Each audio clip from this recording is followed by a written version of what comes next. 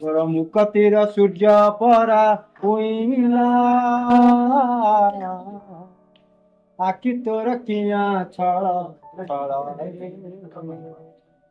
ଯାହା ଲାଗି ଲଢିଲୁ ତୁ ଗୁଳି ଚୋଟ ଖାଇଲୁ ଯାହା ଲାଗି ଲଢିଲୁ ତୁ କାରାଗାରେ ଚଢିଲୁ ପାଇଛୁ କି ତାର ଅବିକଳରେ ଆଖି ତୋର କିଆଁ ଛଳ ଛଳରେ ତୋର ମୁକ ତୀର ସୂର୍ଯ୍ୟ ପରା ଉଇଁଲା ଆଖି ତୋର କିଆଁ ଛଳ ଛଳରେ ମୁକ୍ତିର ସୂର୍ଯ୍ୟ ପରା ଉଇଁଲା।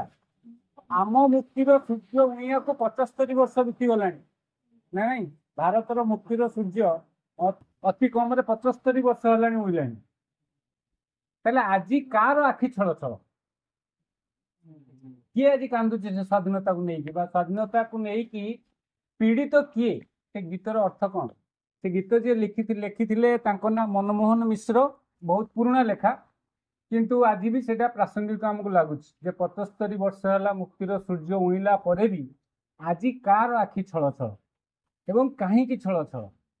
ଆମେ ଆଜି ପୂର୍ବରୁ ଯଦି ଏଇ ଓଡ଼ିଶାର କଥାକୁ ଯିବା, ସ୍ୱାଧୀନତା ସମୟର କଥା, ଗୋପବନ୍ଧୁ ବୋଲି ଜଣେ ଲୋକ ଥିଲେ।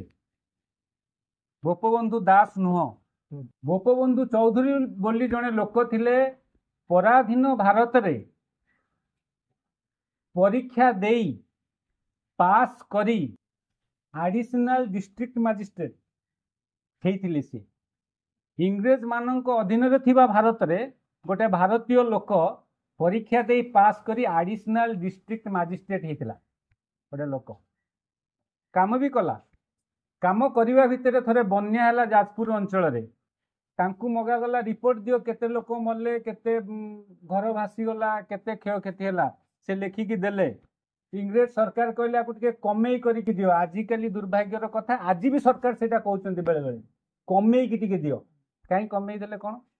ଆମକୁ କମ ପଇସା ଦେବାକୁ ପଡ଼ିବ। ତେଣୁ ଇଂରେଜ ସରକାର କହିଲେ ତାକୁ ଟିକେ କାଟି କୁଟିକି କମ କରିକି ଦିଅ, କ୍ଷୟକ୍ଷତି ହେଇଛି। ସେ କହିଲେ ଇଏ କି କଥା? ମୋ ଦେଶ, ମୋରି ଲୋକ ହଇରାଣ ହେଲେ, ମୁଁ ତାଙ୍କର ଆଡିସନାଲ ଡିଷ୍ଟ୍ରିକ୍ଟ ମାଜିଷ୍ଟ୍ରେଟ, ଅବଶ୍ୟ ତମେ ଉପରେ ଅଛ, କିନ୍ତୁ କମେଇକି ମୁଁ ଦେଇପାରିବିନି। ତାପରେ ଠେଲାପେଲା ହେଲା। ସେ କହିଲେ ଯଦି ଏମିତିଆ କଥା ତାହେଲେ ମୁଁ ଆଉ ଡିଷ୍ଟ୍ରିକ୍ଟ ଆଡିସନାଲ ମାଜିଷ୍ଟ୍ରେଟ, ମୋ ଚାକିରି ଦରକାର ନାହିଁ, ଚାକିରି ଛାଡ଼ିବି। ଆଜିକାଲି କେତେଟା କଲେକ୍ଟର ଚାକିରି ଛାଡ଼ି ପାରିବେ ଏମିତିଆ ଟଣାବଟରା ଯଦି ହୁଏ ଏମଏଲଏ ଏମପିଙ୍କ ସହ? ତେଣୁ ମୁଁ ଯୋଉ କହୁଛି 75 ବର୍ଷ ପୂର୍ବର ଓଡ଼ିଶାର ଗୋଟେ ଲୋକ କହିଲା ସେ ଚାକିରି ମୁଁ କରିବି। ତାହେଲେ କରିବି କ'ଣ? ଦେଶର ସ୍ୱାଧୀନତା ସଂଗ୍ରାମରେ ଲାଗିଲେ।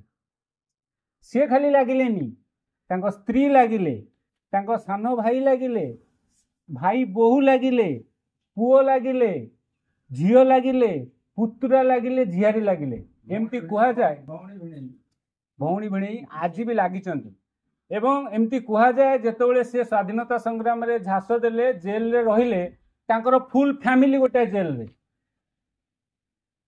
ଏମିତି କୁହାଯାଏ ତାଙ୍କ ସାନ ଭାଇ ଭଉଣୀ ଯିଏ ଥିଲେ ସିଏ ଆମ ଓଡ଼ିଶାର ମୁଖ୍ୟମନ୍ତ୍ରୀ ହେଇଥିଲେ। ଆମେ ଜାଣିନଥିବା, ବିଜୁ ପଟ୍ଟନାୟକ ହାୱାରେ ସବୁ ବୋହି ଯାଇଛି ଓଡ଼ିଶାର ଇତିହାସ। ନବକୃଷ୍ଣ ଚୌଧୁରୀ ବୋଲି ଗୋଟେ ଲୋକ ଥିଲେ, ସେ ତାଙ୍କର ସାନ ଭାଇ।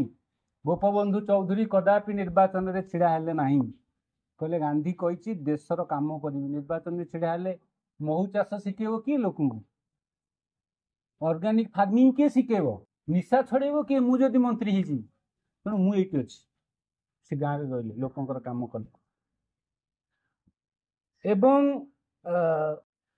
ଯେତେବେଳେ ଭାରତ ସ୍ୱାଧୀନ ହେଇଯାଇଛି, ସେ କିଛି ପଦପଦବୀରେ ନାହାନ୍ତି, କିନ୍ତୁ ଦେଶ ପାଇଁ ତାଙ୍କର ସେ ପ୍ରେମ ସେମିତି ରହିଛି। ଏମିତି ଥରେ ଭୁବନେଶ୍ୱର ଗଲା ବେଳେ ରେଳ ଷ୍ଟେସନରେ ଦେଖିଲେ ମଦ ଦୋକାନ ଖୋଲା ହେଇଛି, ମାଷ୍ଟର କ୍ୟାଣ୍ଟିନରେ। ସେଇଠି ତାଙ୍କ ଆଖି ଛଳଛଳ ହେଲା। କହିଲେ କ'ଣ ଏଇ ଦେଶ ପାଇଁ ମୁଁ ଲଢ଼ିଥିଲି, ଏଇ ଦେଶ ପାଇଁ ମୁଁ ଚାକିରି ଛାଡ଼ିଲି, ଏଇ ଦେଶ ପାଇଁ ମୁଁ ଏତେ କଷ୍ଟ କଲି, ମୋ ପରିବାର ଏତେ କଷ୍ଟ କଲା, ଏଇ ଦେଶ ପାଇଁ? ତେଣୁ ଇଏ ଆଖି ଛଳଛଳ ହବା କଥାଟା ଆଜି ନୂଆ ନୁହଁ। ତେଣୁ କାହିଁକି ଏମିତି ହେଇଯାଏ? କାହିଁକି ଏମିତି ହେଇଯାଏ? आज जो आम सोनम वांगचुक कथा शुणुचे ताने कौन देश प्रेम कौन किसी लोकंर कॉपीराइट एमती एमती कले तुम देश प्रेम एमती एमती जदि न कल तुम देशद्रोही देश प्रेम और देशद्रोही मझे कौन आ कि ना तेणु से आज माने आखि छल छल हबार कथा रही।